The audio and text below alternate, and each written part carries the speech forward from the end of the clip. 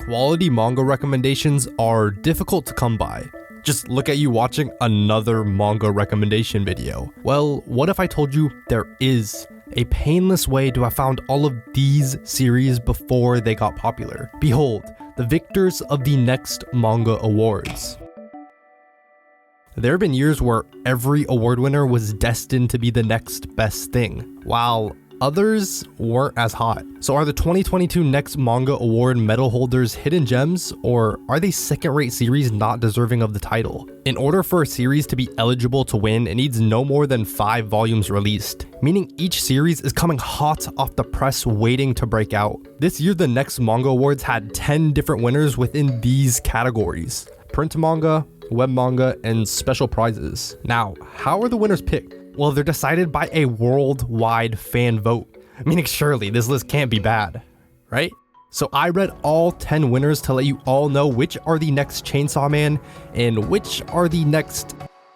And let me just say that a few of these were very good, while others left a lot to be desired. I'll also be letting you know if I think these series are either a must-read, a 5-chapter rule, or a 1-chapter rule.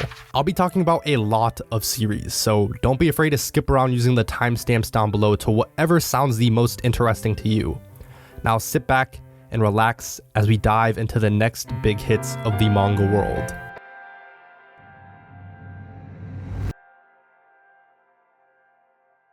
This is Yoshiki, and this is Hikaru. The only problem is that Hikaru is dead and has been for a long time. So then you may be asking, what is this thing?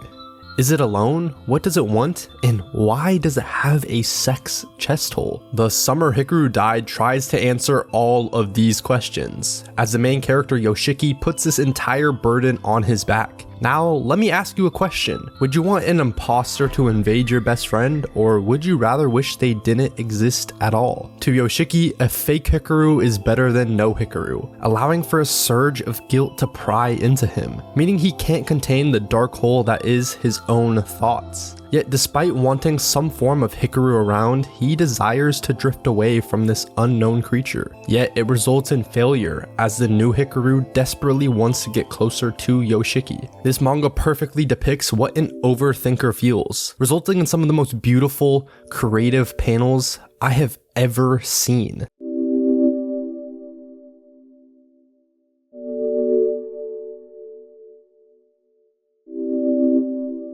The author Mokumoku is one of a kind, being able to depict dreadful feelings we've all had. Feelings of anxiety, depression, guilt, fear, and hopelessness are able to come to life through this manga. I don't know if I need to say much more to convince you to read this, but it's mysterious, dark, and haunting. If you're liking what you're seeing, then you'll continuously wonder what's going to happen next. I can safely say that this odd horror thriller BL manga grants my stamp of approval. Yet, I don't think this will be for everyone, so give it 5 chapters to see how you like it.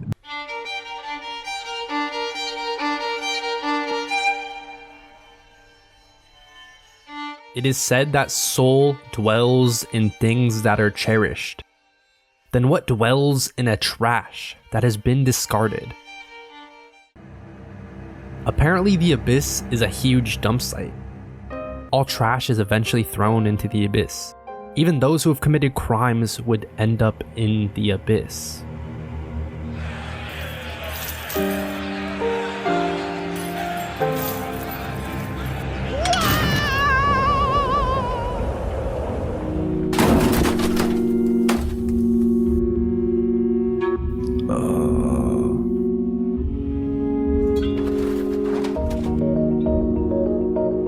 What is this place?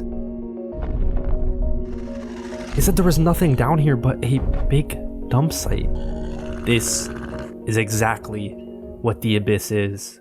It's a little disingenuous to say that you should read this before it gets popular, since there are a billion videos about it already. And not to repeat what's already been said, I thought I would try to give a first look into what you could expect. If you are heavy into all shonen action series and power systems, then you should definitely check this out. Although I feel like I have to say that I'm just a little bit disappointed. I expected a bit more due to the popularity of the series, but that isn't to say I think it's bad in any way, it just didn't live up to all of my expectations. However, it's pretty short, so there's tons of room for growth, and I can certainly see why it appeals to so many. Definitely worth checking out at least 5 chapters.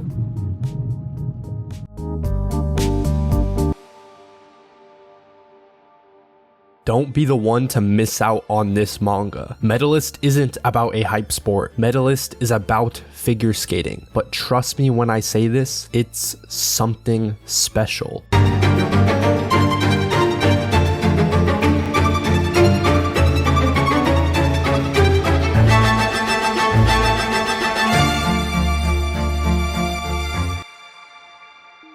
Tsukasa is an over-bubbly, enthusiastic man at the end of his skating career, lucking his way into a job as a coach while also finding the perfect match, Inori. Inori is just 11 years old, but in the world of skating, she might as well be a decrepit old man. Yet she's never wanted to do anything in her life other than to skate. Yet there's one massive obstacle: her mother. Without the financial and emotional support of a parent, someone could be a world-class talent, but that means nothing if they don't have the proper access to coaching and events. However, seeing much of himself in this girl, Tsukasa strives to do whatever he can to make her dreams a reality.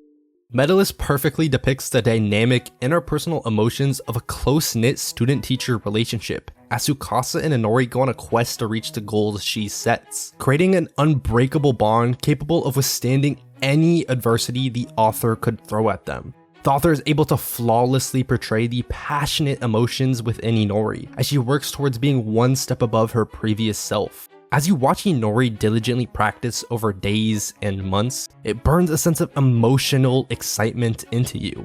Well, at least it does for me.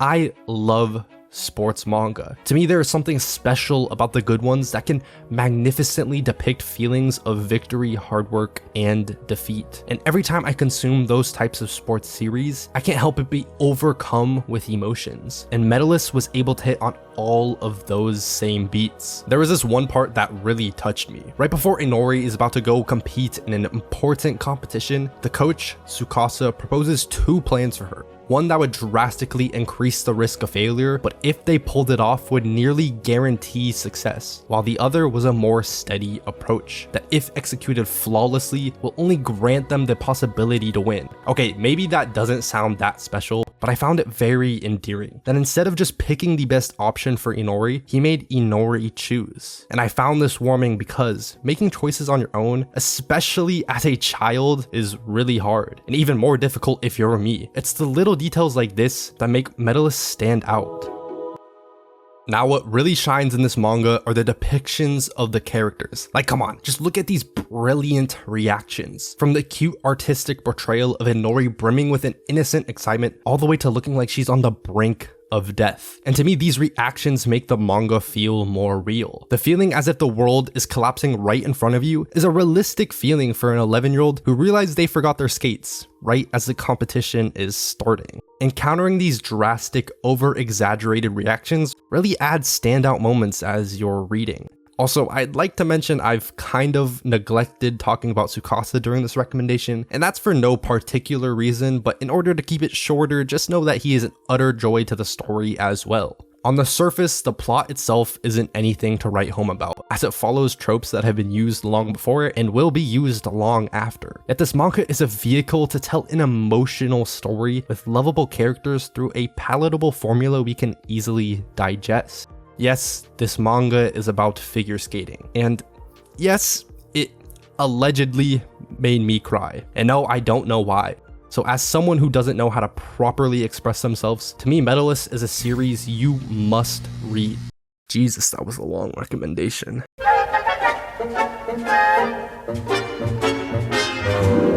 Do you need some good hee-hees and ha-has? Well, look no further. I got the perfect manga for you. Man, I don't feel too good. Hey, Chiba, look, I just got a line message from Hasegawa-san and the gang. They said they'll ditch the karaoke after party and join us if you're here. Man, must be nice being handsome.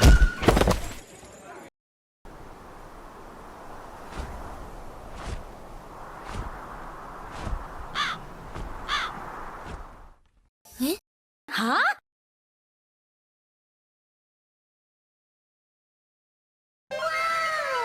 Sup?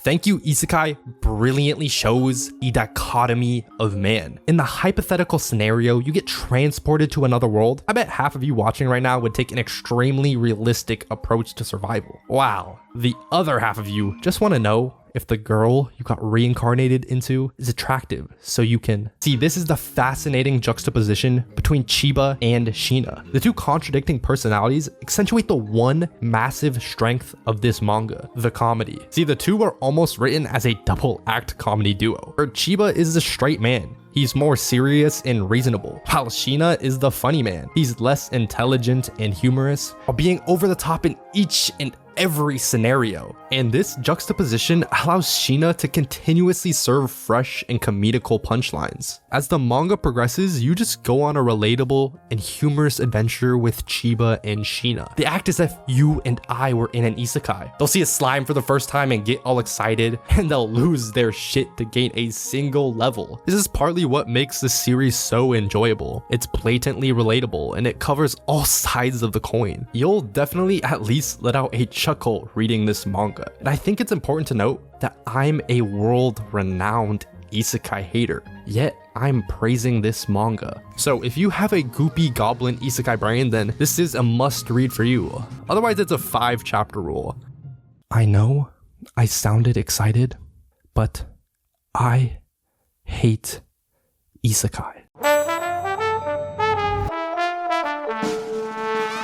Maybe you could tell, but I love sports manga. But how about a sports manga without any sport? Akane Banashi is about Rakugo, a traditional Japanese performing art of storytelling. Akane is deeply in love with the art of Rakugo. She enthusiastically watches her father practice every night, as his stories are capable of creating stunning visuals in the mind of a young Akane, wishing one day she could also partake in this tradition. And she does, in a vengeful quest to become the greatest Rakugo performer. Now, I say Akane Banashi is a sports manga without any sports for 2 reasons. The first is that Rakugo performances are almost akin to a sports match. And the second is how the series builds up to these performances in very similar ways to the build-up in sports manga. But that doesn't mean there aren't meaningful differences. In a typical sports manga, the emphasis is on the battle between the two sides, and each of these matches are the highlight of a given arc, whereas the training takes a backseat, where in Akane Banashi, the lead-up is the emphasis, such as the places where Akane can improve her Rakugo through various forms of practicing, while the actual Rakugo performances themselves are a bit lacking. At least to me, which I think stems from the cultural differences and lack of understanding a Western audience has for Rakugo. However, despite this, I can say that Akane Banashi is very strong in the build-up. It's almost akin to a political drama, as Akane Banashi is filled with various rules and clashing factions of Rakugo's student-mentor relationships. The substitution for the intense, high-octane matches in favor of these drama-filled confrontations is honestly a welcomed one. It's executed extremely well and is a great substitute as it remains passionately intense like the rest of sports manga. See, if you love training arcs, tournament arcs, and sports battle manga, then Akane Banashi is 100% worth checking out, and nonetheless, it's worth giving at least 5 chapters to.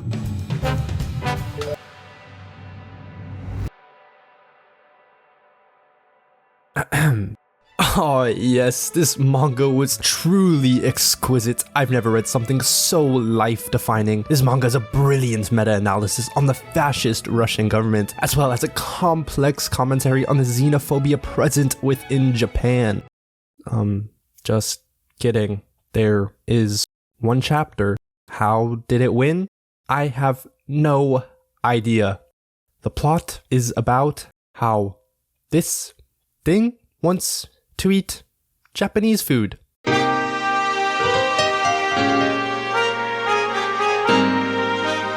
I ended up making a full recommendation for the series, so if you want to watch it, the link is in the description. But here's what you need to know. Sasaki is a 40-some-year-old salary man, suffering from a deadly medical condition, the Japanese work culture. He'll work through a stressful day just for a single light at the end of the tunnel. Yamada, the cheerful clerk at his favorite convenience store. Any sense of dread he felt would be alleviated upon seeing her joyfully work. And I mean this in the least creepy way possible. But what happens when Sasaki misses his chance to feel this relief? Well, he wistfully takes out a cigarette, but not before an onslaught of assaulting glares pierce his soul, until he's called out to by this mysterious woman, Tayama.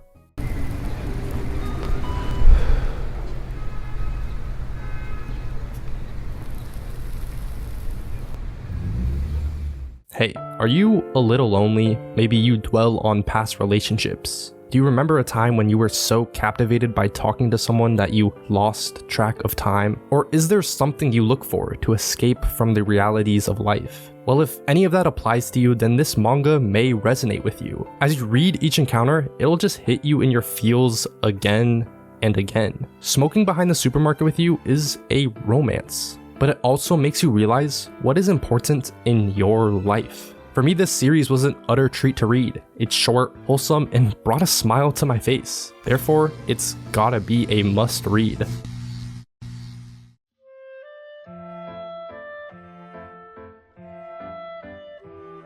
Do you miss your youthful innocence? The cringe interactions between the other gender? Or how about putting up a mask to maintain your place in the status quo? Suzuki is a popular outgoing girl who tries her hardest to conform to others' perceptions, while Tani is a straight shooter. He says what's on his mind, while being a mega awkward introvert. So Suzuki is into Tani, but due to her place in the social hierarchy, she feels unable to properly express herself. Yet you'll find the unthinkable in this manga. A proper confession as early as chapter 1. So how amazingly awkward will watching this relationship be? The biggest strength of this manga is that it feels super realistic. You can tell that this is both of their first romantic experiences, as the characters don't really know how to communicate with one another. There are moments of jealousy and extreme awkwardness. Personally for me, it was a little bit too awkward and I wasn't very fond of the characters, but if you are deep into the romance manga rabbit hole, then this is for you. If you want a more realistic, awkward portrayal of middle/high school romance, then this is for you. If you are tremendously down bad, then this is for you. Or just give it a chapter to see if it's your cup of tea.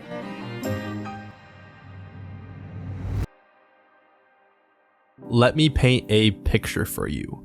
You've just recently graduated from college, on the hunt for an actual job. One where you have to go to meetings, mingle with coworkers, and manage your own team. Sounds terrifying, right? Well, you can't forget that no place wants to hire you. And as the days pass, you can't help but dwell on the impossibly high expectations living an adult life has, because deep down you just want to be a glorified child. Well, that is the exact predicament our main character is in. Kana goes from interview to interview, trying her hardest to find any sort of meaningful job, using her skills in memorizing every eensy little detail to make a good impression. Yet she's faced with rejection after rejection, and giving up hope, she goes to one last interview. She sits in a freezing cold hallway as she waits for her turn. Then suddenly, Kaiju monster. It's a fucking kaiju. Now who in the hell is going to save these poor business people from a terrifying attack?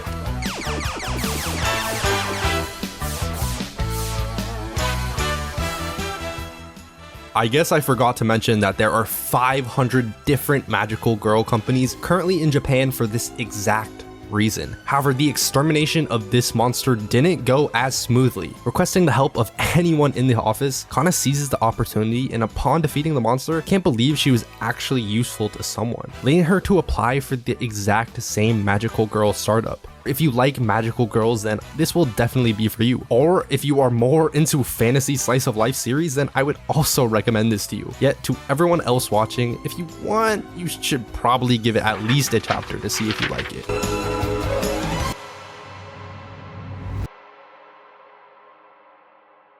Okay, let me try to sell this for you. Imagine Friends, but not friends. Like Friends, but magic friends. We have witches, an ogre, a tengu, a vampire, and a werewolf all living under the same roof. But what is the true purpose of Witch Watch? What is the end goal? Well, this all started when Nico was sent to live with Morihito so that he could protect her from this impending threat. Yep, that's right, 2 good-looking high schoolers living together. Then make it 3, and then 4 and 5, and eventually we'll have 6. I have to say my favorite part was chapter 20, where Nico and Kan want to become YouTubers. Hey, just like me. And they lucked into some views on a video. Hey, just like me. Then Morihito comes in and starts putting quality to it, only for the 2 to give up and quit on the promise they had. I just found it amusing that a manga references the magnitude of being a YouTuber. So doesn't this sound like a dope, cute, and wholesome series, right? Well, sadly, guys, I have a confession. I know I said I read every series, but that was a lie. I just couldn't finish Witch Watch. I couldn't handle the mind-numbing torture of the slice of life story. Like, I thought the next manga awards was supposed to be the new and upcoming series, not ones that have over 80 chapters. And just look at these pages, man. They have more text than my entire script for this portion. Although, if you are a massive fan of cute romantic slice of life, then I'm confident you'll thoroughly enjoy this series, as long as you don't mind that it has more text than Hunter x Hunter. So to test out the waters, I recommend at least giving it a chapter.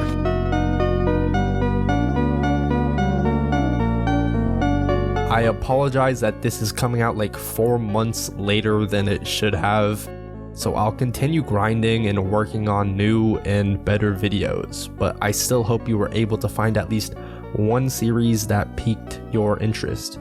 Feel free to drop any of your favorite recommendations for me in the comments. I greatly appreciate anyone who made it to the end. Bye. I love you all.